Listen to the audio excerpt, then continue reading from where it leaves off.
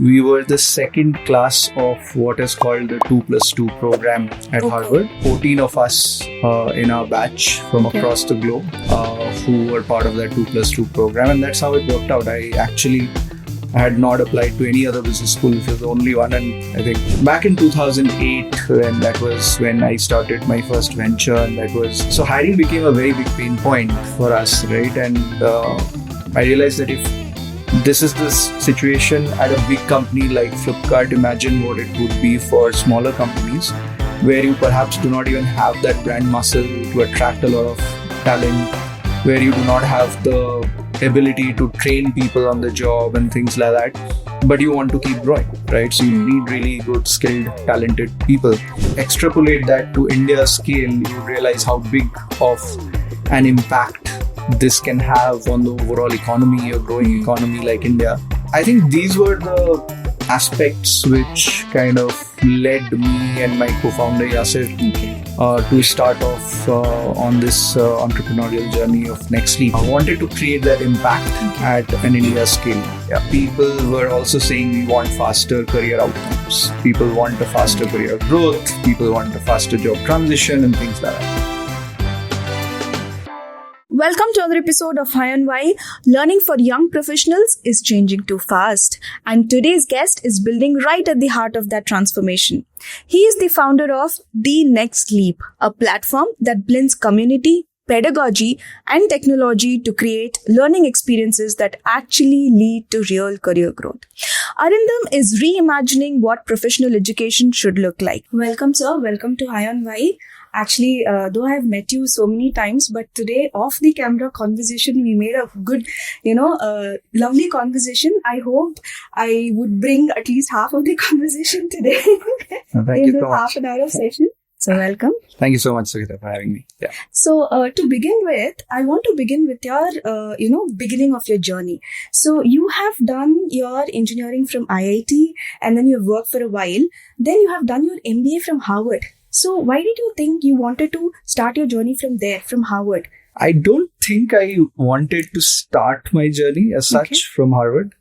I think it was a bit serendipitous also.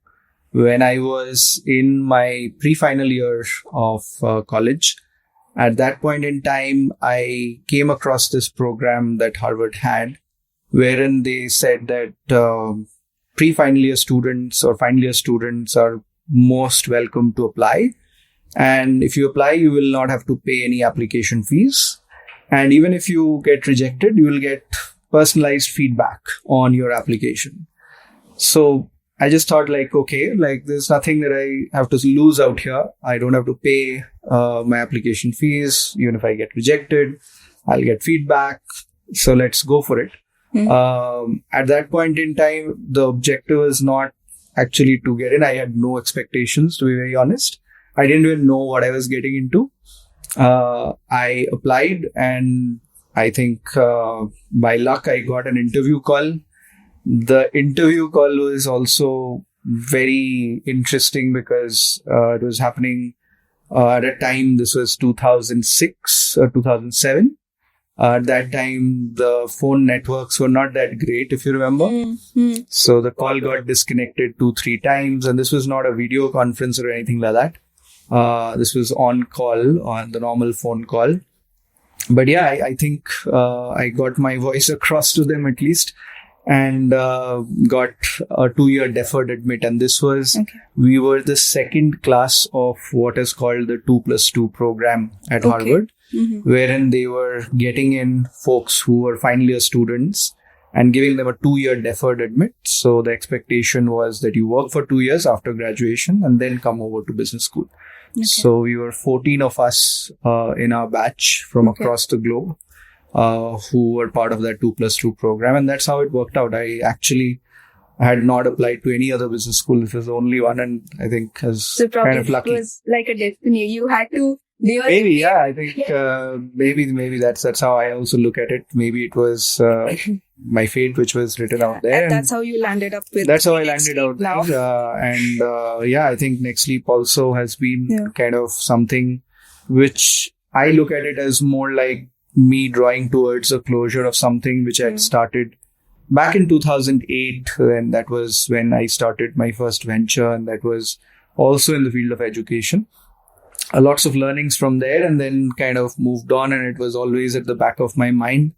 Even post business school, I wanted to actually get into education. Everyone told me that, why do you want to? I would like to ask one question over here. I could understand that you wanted to always start some edutech, but then you were from IIT, you've been into Harvard, and then you have led a lot of product teams and all of that. But then where did you feel that you had to rebuild, something for the professional, for the upskillings? Yeah. And why did you wanted to start this? So part of it, I think, was because I have faced that problem myself. I found that whenever I was trying to learn, get into a new career like product, right, there were no resources as such, right?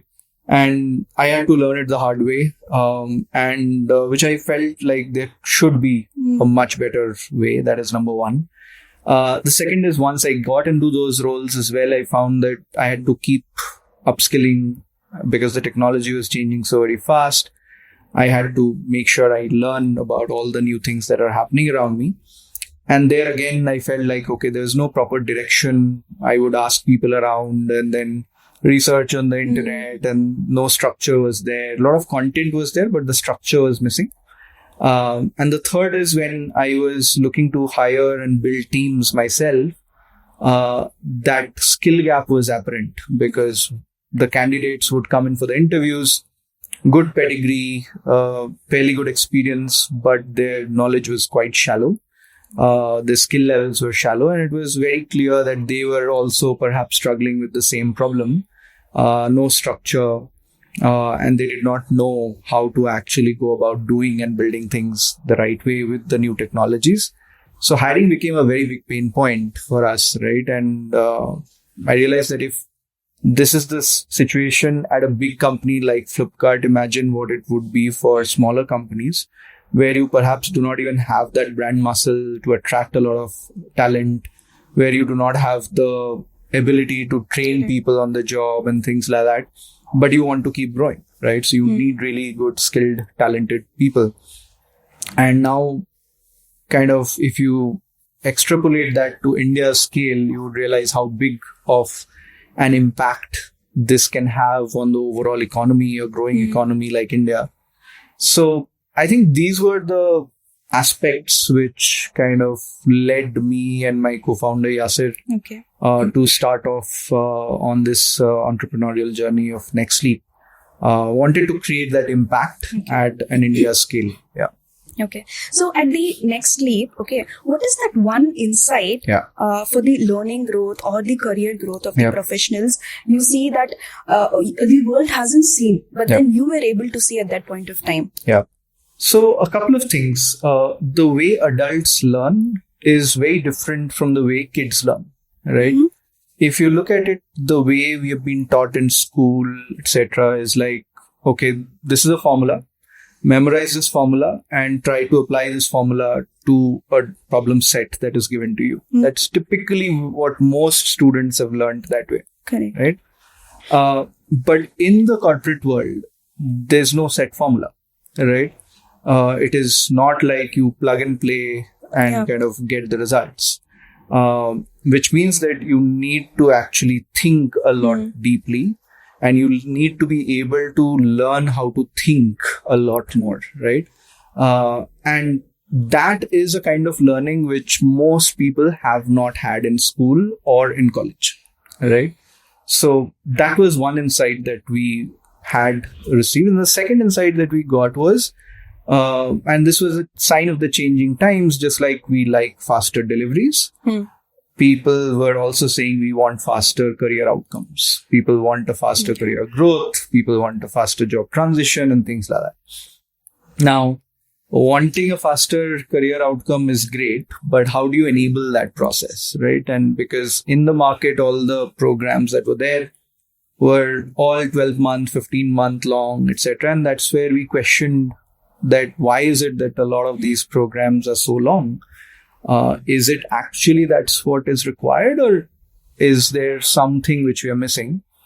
interestingly, what we found was that a lot of these programs have been built in with such a long duration in mind so that they can command a higher price point. Right? Because the moment you say it's a 12-month or 15-month program, it's easier for you to justify a 1.5 lakh rupee price point, right? But the value that you're getting from a lot of these programs may not justify that price point, right? Now, in education, it is one such industry wherein you are almost going with a blind trust. Correct. Right? And because you have not tested out the program, right? You have to go ahead and make the payment, and then whatever happens, right? Yes. And people have become a lot more wary of these longer form programs, and which is why a lot of people are looking for faster kind of programs. Maybe it is also because our attention spans are also kind of shortening. Sure. And because of that, also people want to have shorter but more compact programs. And that's where we tried to figure out, okay, can we actually deliver these programs in a very short time duration? Okay. And which is what led to our pedagogy also, which is a lot compact, very rigorous, very hands-on, and rides on that adult learning andragogy that we call it, right? How adults learn. So building all those pieces together, right? We carve out a learning experience which basically delivers that value in a shorter form there, but with the expectation that the learner also has to put in that effort. Yeah, right? True. And also, I have seen a lot of people are taking such certifications or boot camps, or, a lot of such courses are available in the market. But still, there is a gap wherein they achieve the roles like, SW roles, the PM roles, and a lot of other roles which they are actually looking for. So what do you think why there is such a gap over there? Yeah, absolutely. So if you think about the skills that are required for doing those roles versus the skills that you're picking up, right? Usually there's a gap, and that's what will lead to the mismatch in hiring versus expectations, right? Now, why is there a skills mismatch is the question. And if you look deeper, what you'll find is a lot more people think that they have understood the concept by just watching a piece of content, right? Because content consumption has become so very inherent to our daily life. We believe like if we have watched a YouTube video, we've understood it. Yes. But your true test of your skill set actually happens when you apply that skill. Just like I will not learn how to swim by watching a YouTube video. I have to get into the pool, struggle, and then kind of learn, right? And which is what most candidates are not able to do, right? Because they're not able to truly learn, because true learning is not easy. True learning is quite messy. It involves struggle. It involves going through a lot of pains, right? Yeah. If you look at anything that we have learned, be that riding a bicycle, we have fallen down, gotten hurt, then only we have learned. Swimming, right? I'm pretty sure most people would not have learned to swim in the very first go. So anything material that we have learned has always come through a lot of pain, a lot of struggle. And going through struggle is not something which humans usually prefer. Which is what you will find a lot more people are satisfied just by watching a video and assuming or pretending that they have learned. But in actual real life, they perhaps cannot apply it in the real scenario. Could this also be the reason, because AI being there, everywhere right now, and we are being learned by the chatbots, through digitally everything, and the human touch is too less right now. Do you think this could also be one of the reasons? It is. It is actually starting to affect how we think. Again, humans by default are lazy, right? And which basically makes us always try to look for shortcuts, right? If I were to ask you what is 28 multiplied by 13, you will take quite some time to think about it and then come up with it, right? Because handily we have calculator. Exactly, you have the calculator, right? So you have the calculator, you have Excel. So we have never trained that muscle of ours, that brain muscle of ours, to do that math very fast, right? But when you were in maybe the first standard, I'm pretty sure you could do it really, really fast, right? Because you had those arithmetic lessons, you were told not to use calculators, you did not have a calculator. So your brain muscle was in fact, those times they say don't use your hands also, just use your brain. It's called mental arithmetic, right? So as we've gotten tools, we have outsourced a lot of our thinking capabilities to these tools. Right. Okay. And the moment we start doing that, we start becoming over reliant on these tools. Okay. And once that happens, then basically what you're saying is that, okay, the tool is anyway smarter. Let me just try to use the tool. Correct. And you lose the bigger picture, which is you being able to think properly. Okay.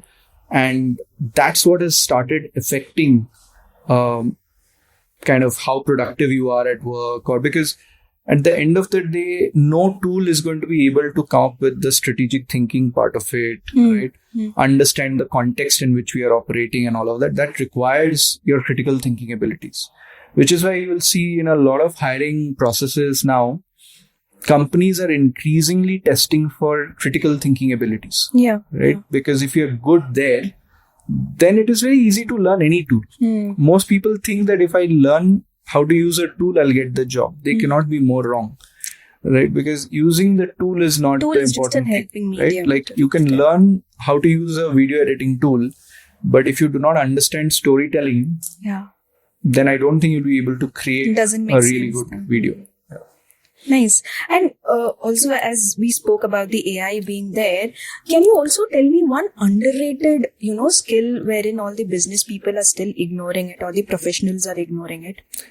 It comes down to critical thinking and first principles thinking is what I have seen. What I mean by that is being able to break down a problem into constituent parts. We try to jump onto solutions a lot more because we are already very biased. So you'll find whenever a problem is shared amongst team members, most team members will first jump onto throwing an idea to solve without really going deep to understand what is this problem all about? Why did it come? Where did it come from? From when did it come? Understand the patterns, right? What we call as pattern recognition, right? That pattern recognition has gradually gone down and down and down, right? Because the reason for that is pattern recognition comes a lot more through observation skills. The more you observe, the more you will kind of spot patterns. But we have gradually stopped observing. Because of the patience level. Because of our patience levels, because of our attention spans going down, because of us always looking at the screen or spending a large proportion of our daily lives on the screen, etc. So we've stopped observing patterns around us, right? So we talk a lot more about this tool, that tool. Any new fancy tool comes up, you'll see hundreds of people starting to talk about it. Ask them 6 months later, what did you do with that tool? Nothing, right? So it's a lot more about content creation and superficial knowledge versus in-depth knowledge, right? Okay. And you would see the folks who really are starting to drive leverage are the ones who are actually gaining that in-depth knowledge and understanding how these tools operate, which tools are there, right? Which you can actually use and how to make the most out of it, understanding at a first principles level. Okay. And then they are able to get the most out of those tools as well. So majorly it's the critical thinking is a skill itself wherein it always has been, right? But more so now. Because with a lot of these tools, what has happened is a lot of the basic skill sets have started getting commoditized. If you think about programming or coding, knowing how to write the code or the formatting of the code is no longer a skill set that is valued, right? But knowing how to design a system, that is still well valued. Right? Because that will bake in a lot of considerations, a lot of understanding of the context and things like that. That's very, very valued still, right? But what are you taught in colleges is just basic code and the basic formatting of the code, etc. You're not actually taught how to think about a problem or break down a problem. Why do you think, people, professionals are actually looking out for such upskill programs? Yeah. As humans, again, we are always looking for a better future for ourselves, right? So in your mind, you are also thinking about a better future. I am also thinking about a better future. What that better future means might be very different for different people and at different stages of life. So someone who is just early on in their career, they are most likely thinking that, okay, how can I get into a job that I would like to do? And how can I get into a job which pays me better? Right? Usually those are the top two considerations. Yeah. Now to but do I that, think majorly how I earn better is the how you earn better, right? Yeah. So now to earn better, what will you do? You will try to figure out, okay, how can I earn better? Right? And you will start exploring different career options. And then you will try to figure out, okay, these career options look better or these jobs are paying me better. So how can I get into these roles or into these companies? Right? And the moment you start kind of doing that due diligence, you will realize, okay, there are certain skill gaps that I have versus what they are expecting. So that is where you would try to plug in those skill gaps, right? And in order to plug in those skill gaps, you would start picking up the skills by learning those new skills. Now, how do you learn? I always maintain that if you are really disciplined, you don't need any course. Okay. But the problem with us is that most of us are not very disciplined, right? We know that we need to learn this, but we are not very disciplined. And because we lack the discipline, that brings in a lot of the courses into the market, where the problem that they're trying to solve for is, how do I help you by providing you with the right structure, that accountability, that support system, right? So that's what kind of a lot of people then ride on, that, okay, I expect this course to keep me structured in my learning, to hold me accountable so that I don't drop off, and to give me that support system, that feedback, the guidance wherever I am stuck, so that I know I'm moving in the right direction. Yeah. Okay. Can you tell me one of your, your fellow members or the people who have taken, courses from NextLeap and that memory stayed with you, their success memory stayed with you now? Lots of them actually, but there are a few which I will talk about maybe. We had someone who had joined in who came from a law background. Okay. And was trying to get into a product management role. Okay. Was practicing criminal law before. And it's as different a transition or as vast a transition as you can imagine, right? Nothing to do with tech. Very different, and trying to get into tech and that too into product management role. But the important thing that he did was he understood that he was coming from a very different background. He understood that, okay, he needs to put in even more effort to build in that skill set, to build that portfolio of his. And he did all of that. And he got the job of a product manager working at Fabits right now. And that was something which basically also motivated us and the team, that if there is that intrinsic motivation from the learner, then anything's possible. We are acting as enablers at the end of the day. So that was one such story. Because just upskilling what the skills they have, and then this case you've told is totally a different scenario from one industry to jumping to different industry. Then it's a good Absolutely. story. Absolutely. There's another one who was working as a shift supervisor at a restaurant. Okay. And he was burning the midnight oil, and he was taking our design program. Okay. The product designer fellowship that we have. And again, similar story of perseverance, of grit, putting in that effort, transitioned into a UX designer, right? Lovely. A shift supervisor working at a restaurant, right? We've had a professor who was teaching computer science, transition into a designer, right? Now, these are transitions which are kind of things which also inspire a lot of people, okay? Because it inspires us for sure, right? And there's so many of them. Just day before yesterday, I got a message from a fellow, and he wrote saying that, Arindham, I just wanted to share this news with you that I graduated from the fellowship a year ago. And now I am leading a team of some 12 people or something like that.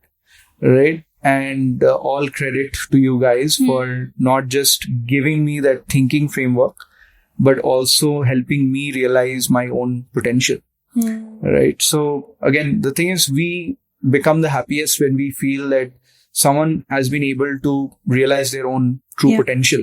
And it's so satisfying. It's so very satisfying as well. And we believe like, okay, there's some impact that we've made because getting someone to learn is very hard, right? And the moment you know that, okay, you have been able to change that behavior and that behavior change is now reaping benefits for that individual, then that's the satisfaction that we derive from there. Yeah. Okay. Nice. Good to hear. Yeah. Okay. You have been worked into very different industries and you have gained a lot of experience earlier. You have worked in P&G, you have worked in TripAdvisor, you worked in Flipkart for almost 10 years, if I'm not wrong. 7 years. And then you started the NextLeap. So what is that learning you got from the, the experience you had earlier and you could apply here at the NextLeap? So with Procter & Gamble, I was the operations manager for Pampers and a low-cost variant of Pampers. And we thought that would be a product which would really do wonders, right? Okay. Pampers was anyway a known brand. The technology that we had built was having the same absorption power. We were selling it at 1/10 of the cost of a normal diaper. Diapers are quite expensive. And we thought this is going to really work out. The product just tanked in the market. Right. And that was when my eyes were opened to the world of consumer behavior. Okay. And one of the reasons why people were not buying it or the parents were not buying it was because they were expecting the diaper not just to keep the baby dry, but also to keep the baby warm. And the perception that they got was a thin diaper will not keep the baby warm. So they were not buying it. Right. Okay. And that was so fascinating for me because I was coming from an engineering background and consumer behavior was something which I never thought of or paid attention to. And this really opened my eyes to that. And that's what drew me into the world of consumer side of things. And I thought like, okay, there's a lot that I can actually learn in this.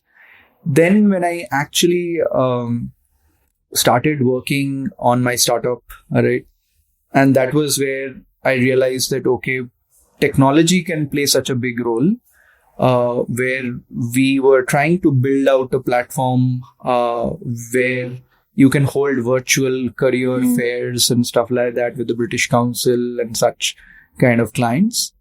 And that was my learning that, okay, technology can actually fast track this development process a lot. And this is way back in 2008 that I'm talking about. Okay. Early years of the technology ecosystem in India. And that was kind of some fantastic learning for me, right? That how fast you can iterate on a particular product, because the earlier world that I had seen with the Procter & Gamble, even if you had to make a change in the diapers kind of composition, it will take months, right? But here with code, you can do it so fast. So that drew me into the world of technology. So consumer and the technology pieces were there.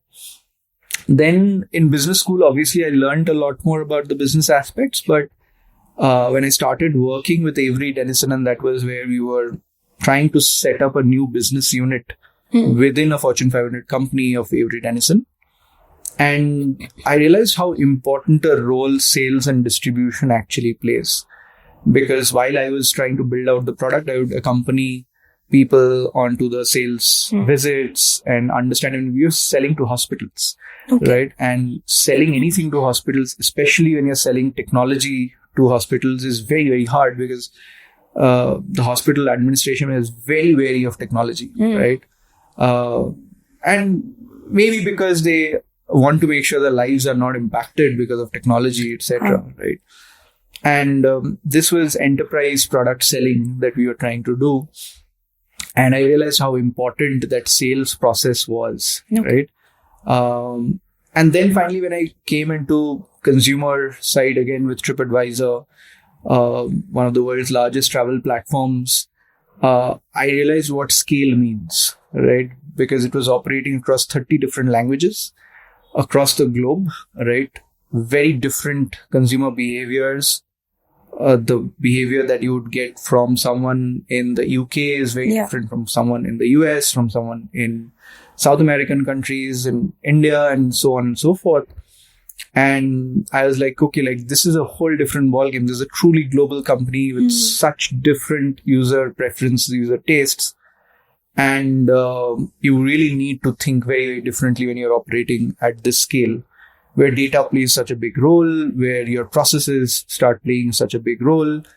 And that's what kind of really exposed me to what it takes to build out a global product, right? But it's totally a different ballgame as well as a challenge. It's a very big challenge, right? Like one of the biggest things that I learned there was how important it is to look at each minute aspect when you're building out a product. It was operating in 30 languages. Typically, when you would build out any product, you would test out for these different languages, right? But one of the languages was also Arabic. And Arabic reads from right to left, not left to right. All your pages are designed keeping in mind the user is going to read left to right. Yes. And suddenly, just to see the page getting flipped, it becomes so hard for you to even test that product, right? Like, because your mind is not ready to see something read from right to left instead of left to right. But it's a big audience that you're building for, and you have to keep that in mind. So those were fascinating learnings. And when I came to Flipkart, it was again a very different growth stage. It was exponential growth stage that it was in. And anything that we would build would crash and burn, right? So the very first Big Billion days, for example, 2014, I was managing the pricing and the offers platform, and the entire site came crashing down. And I was like, okay, like whatever I've learned, it will not apply here because India is a whole different market, where I still remember the very first Big Billion days opened not at midnight, but at 8 a.m. Okay. And at 8 a.m., I think we barely lasted 8 minutes or 10 minutes. And every system started crashing after that, because all the ads that we had run, we had said 8 a.m. And everyone seemed to be waiting to type in Flipkart.com at 8 a.m. And imagine at India scale, if 100 million people kind of come in at 8 a.m., no system will be able to scale, right? And couldn't expect at that point of time that so much of... Exactly, right? And that's what made me understand that India is a whole different market. Yeah. Whatever you've learned in other markets is most likely not going to work out in the Indian market. You need to look at it with a very different lens. The things that work in the Indian market are very, very different. So yes, I think with each kind of experience, I think I've learned quite a few different things which have helped me also to evolve as someone working in this technology space. And I take these learnings, and at every single day, I think I'm learning something new, even with NextLeap. But I think it makes it quite satisfying as well. Learnings are there, but different learnings at different period of time, and then how to apply that is totally different. Absolutely. So how do you see NextLeap at the next 5 years?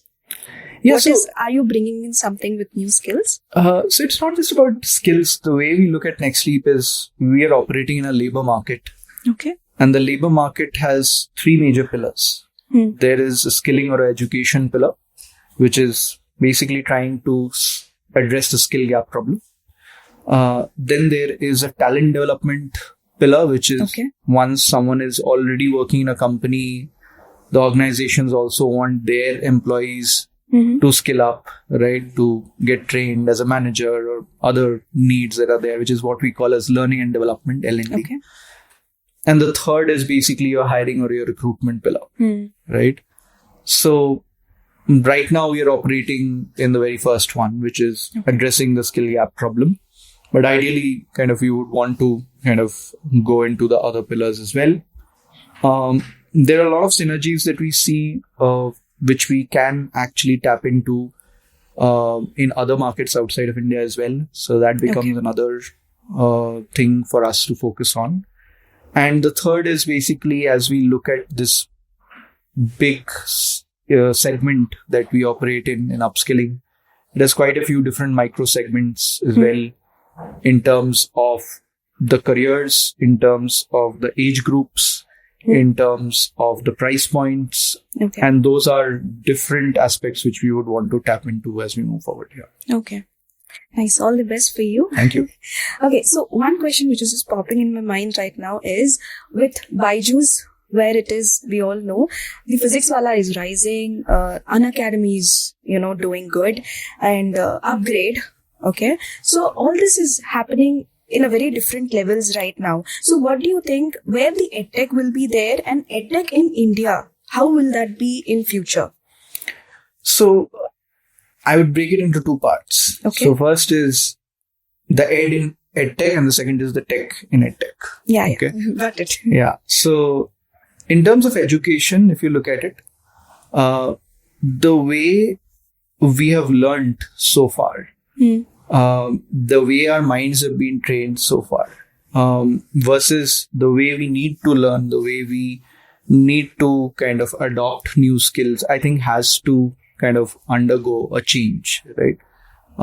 Because the newer world expects us to think differently, to act differently. And the way we need to learn also needs to adapt to that, right? So a lot of the pedagogy aspect of education that we call has to be a lot more hands-on learning versus a lot of theoretical learning. And that is what at NextLeap also that has always been our thesis, and that's why ours is a very hands-on form of learning. And in education, if you go deep into it, just to give you an example, a lot of folks like to learn from case studies. Yeah. But we don't actually kind of teach through case studies, we teach through cases. Okay. So there's a difference between a case study and a case. A case study basically explains that, okay, this is what this company was facing and this is what the company did. Yeah. Right? Which is trying to help you understand that this is what has happened in the past. Okay? And people try to read it to basically think that, okay, can I get some kind of a template out here which I can apply in my context? Never works, right? What we try to actually instead do is that give you cases, which means we will present a situation to you that this company is in. What would you do if you were in this situation, right? Which will actually make you think a lot more, right? And once you have thought and presented your thought process, that's when we will say that, by the way, this is what the company actually did, because all our cases are drawn from real life. So then you are able to understand, okay, this is how I thought. This is how the company actually thought. This is the delta. So why did this delta actually come in? Okay. What is it that I missed? It sparks that curiosity a lot more, because then you are not thinking of what is the formula that I can apply. You are trying to train your kind of muscle into your thinking muscle. So that's an example of how the learning part needs to evolve, at least for adults, right? For kids, I think it's a very different ballgame, but at least for adult learning, I think that education aspect needs to involve a lot of that active form of learning versus the passive form of learning. Got it. Now, coming on to the technology side of things, technology in most industries, you will find that it has always acted as an enabler, right? And the best technologies are the ones which you don't see it as technology, right? But you adopt it very seamlessly, right? And which is where I think in education, technology can play that role in terms of scaling up mentorship or feedback or guidance and things like that, which earlier was limited by the number of mentors you had or by the number of people you had on your roles and things like that, right?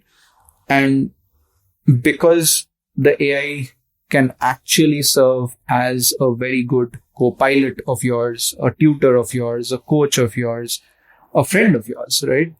Where you can engage and start getting a lot of the feedback, which earlier was very difficult, right? And in any learning journey, your feedback, guidance, coaching is very, very important because you need that kind of support system. And that is where I feel technology can play a very big role. And we have seen that adoption also with NextLeap's kind of technology that we've been building, where people practice on a daily basis, right? And practicing for 50 days straight, interacting with the AI tutor, right, is no mean achievement, right? Which means they're enjoying that learning process because it's giving you that feedback. It is pushing you. It is actually kind of expecting you to go deeper, learn, questioning you, probing you, and people like that kind of discussion. That's how adults learn, actually. So I believe that's a major area. The second major area where technology has and can play a very big role is really streamlining a lot of the operational aspects of delivering that education. Because to deliver quality education requires a lot of behind the scenes work, right? And which traditionally has required a lot of dependence on people. And now you can actually automate a lot of those processes, etc. Right. So that you do not need a very big team to actually operate, right? Because you're now using technology to act as that productivity driver. And which is what, again, at NextLeap, we have seen we operate with a very lean team. And the reason why we've been able to operate with a very lean team is because of this, that the technology that we build using a lot of these AI pieces has enabled us to streamline a lot of the operational aspects, which earlier was not possible. Lovely explained. I think hope for everyone, for the viewers, it's clear, like, where the EdTech is going right now.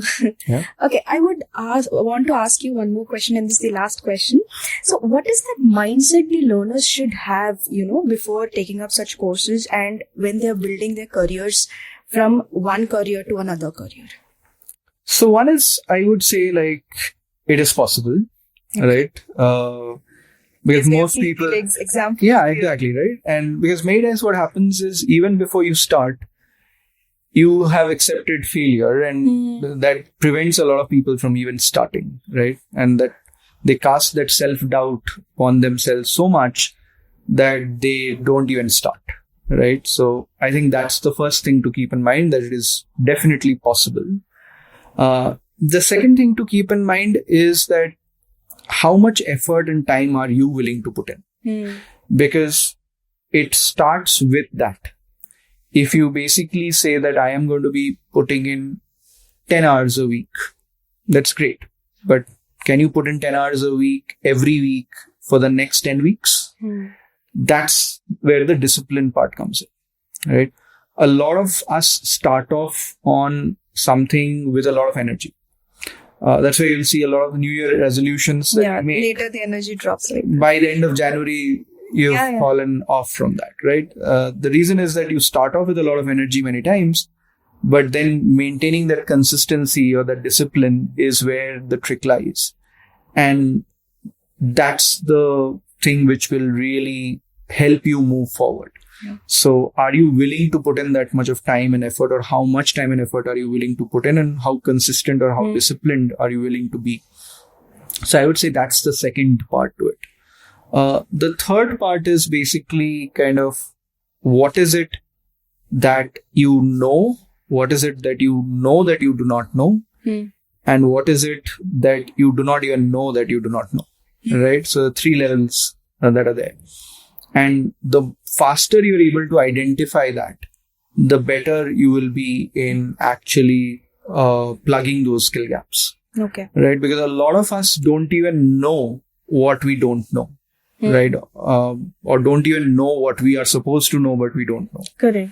Right? So if you understand that, it becomes a lot easier, which will require the due diligence to spend time and effort to understand what all are the skills that are required for this role that I'm looking to transition into. And honestly, what is it that my skill level is at? Right? So that's the third piece. And the final thing I would say is, why do you want to actually transition into that career? And most people, and the reason why I bring out this particular aspect is most people would keep only compensation as the major criteria, which is fine, right? No kind of nothing wrong there. But beyond that, if you really have to accelerate your career in this new function, in this new role, you need to enjoy this role, right? So if that why is not clear, and if that why is only compensation, many times you might struggle after that. Right. Okay. Because you're looking to build out a career for yourself, and compensation cannot be the only one, because it's a very short-term kind of a view. In the longer run, right, it is not your compensation. It is basically the enjoyment, or the levels of enjoyment you get from working in this particular role or function is what is going to dictate your career growth. So that's the fourth thing which I would say. So if someone keeps these four things in mind, then automatically you will be in a much better position to figure out how to move forward on this transition journey. Yeah. Nice. Now, that's a very elaborative answer, but then I guess it's very much clear like how to go about it further. So thank you very much. It was a lovely conversation with you, and so much of wisdom. The conversation brought in so much of wisdom, and also a lot of learning about the experiences which you had and how you started off with the NextLeap and what NextLeap is giving. Thank you so much. Thank you so much. Hello viewers, subscribe our channel for more such podcasts and to get informative content by our entrepreneurs.